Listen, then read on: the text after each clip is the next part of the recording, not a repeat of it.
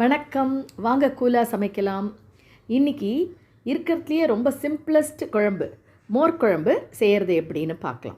இந்த மோர் குழம்பு பண்ணுறதுக்கு ஜஸ்ட் ஒரு 10-15 மினிட்ஸ் முன்னாடி நான் சொல்கிற இந்த இன்க்ரெடியன்ட்ஸ்லாம் ஒரு தண்ணியில் போட்டு ஊற வச்சுருங்க.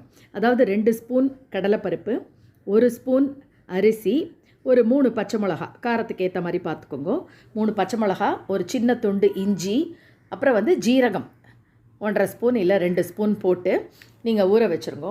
அதுக்கப்புறமா இந்த தயிர் ஒரு 3 கரண்டி எடுத்து அதை நல்லா கொஞ்சமாக தண்ணி விட்டு கடைஞ்சிக்கோங்க. நான் யூஸ்வலி ஃப்ரெஷ் கர்ட்ஸ் தான் யூஸ் பண்ணுவேன். ஏன்னா புளிச்ச தயிர் எனக்கு ஒத்துக்காது.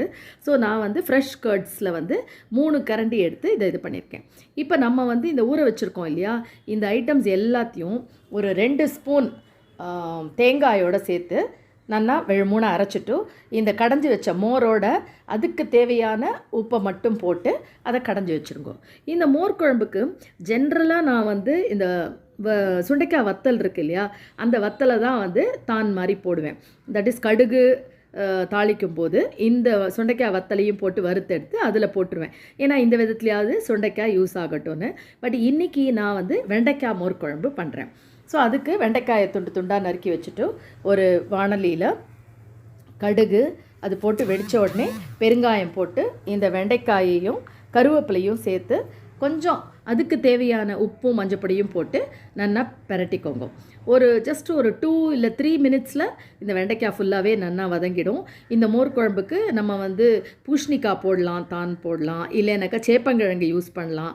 அதெல்லாம் போட்டாலும் ரொம்பவே நல்லாயிருக்கும். So whatever it maybe தாளிச்சுட்டு அந்த பூசணிக்காயோ இல்லைன்னா சேப்பங்கிழங்கோ அதை போட்டு அது வேகிற வரைக்கும் நம்ம வதங்க விடணும். அதுக்கப்புறமா இப்போது இது வதங்கின பிறகு இந்த நம்ம கரைச்சி எல்லாம் சேர்ந்த மாதிரி கடைஞ்சி வச்சுருக்கோம் இல்லையா, இந்த தயிர் ப்ளஸ் இந்த அரைச்சி வச்ச விழுது இது எல்லாத்தையும் சேர்த்து அந்த வாணலியிலேயே கொட்டிட்டு ஜஸ்ட்டு ஒரு கொதி வரத்துக்கு முன்னாடி நுரைச்சி வந்த உடனே இதை ஆஃப் பண்ணிடணும். ஏன்னா ரொம்ப கொதிச்சுதுன்னா நீர்த்து போயிடும்.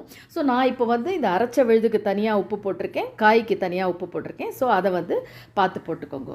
ஸோ இந்த மோர் குழம்புக்கு எப்போதுமே காம்பினேஷன் கரெக்ட் நீங்கள் நினைக்கிறது தான், பருப்புஸ்லி தான். ஸோ இன்றைக்கி நானும் அதே தான் பண்ண போகிறேன்.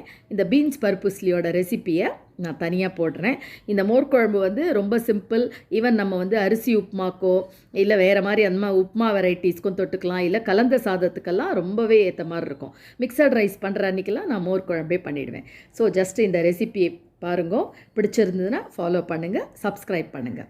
தேங்க்ஸ் ஃபார் வாட்சிங் திஸ் வீடியோ.